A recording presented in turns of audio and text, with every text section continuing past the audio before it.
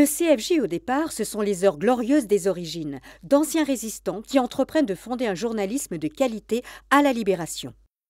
Et puis au début des années 2000, on découvre que c'est surtout devenu une usine à formater les journalistes et un tremplin pour des gloires médiatiques pas forcément très consciencieuses. Alors on a eu envie de voir ce que c'était devenu et en allant poser notre micro au cœur de cette prestigieuse école, on a eu une bonne surprise.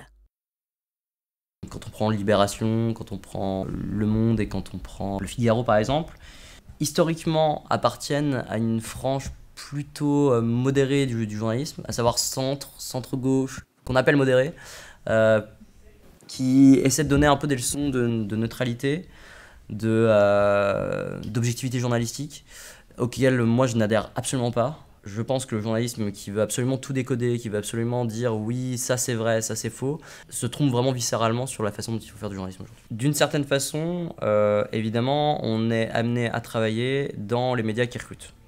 Donc de fait, on a des intervenants de toute façon qui viennent des médias qui vont nous recruter plus tard. Donc il faut, je dirais, ne pas être dupe de ce qu'on nous apprend.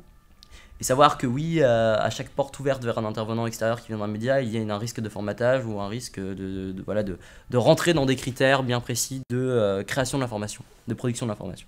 Maurice est-il représentatif de l'esprit général des étudiants du CFJ?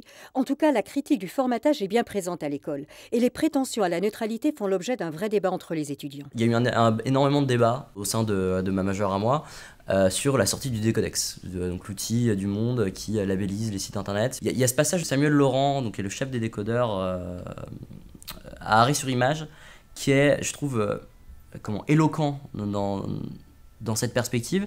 C'est-à-dire qu'on a un mec qui est chef d'un service du Monde et qui est incapable d'avoir du recul sur les questions d'objectivité journalistique, les questions de neutralité journalistique, et qui dit qu'il va mettre Fakir en orange parce qu'il dit oui mais Fakir exprime un point de vue. Et ça c'est un débat sur lequel on a eu beaucoup entre nous.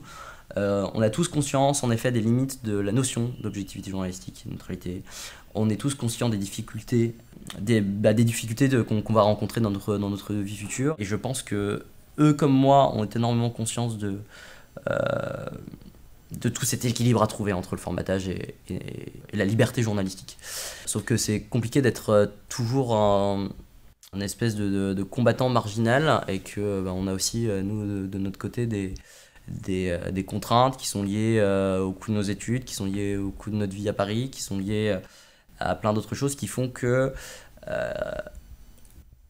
on doive à la fois essayer d'être en accord avec nos idéaux et en même temps devoir bien gagner sa croûte.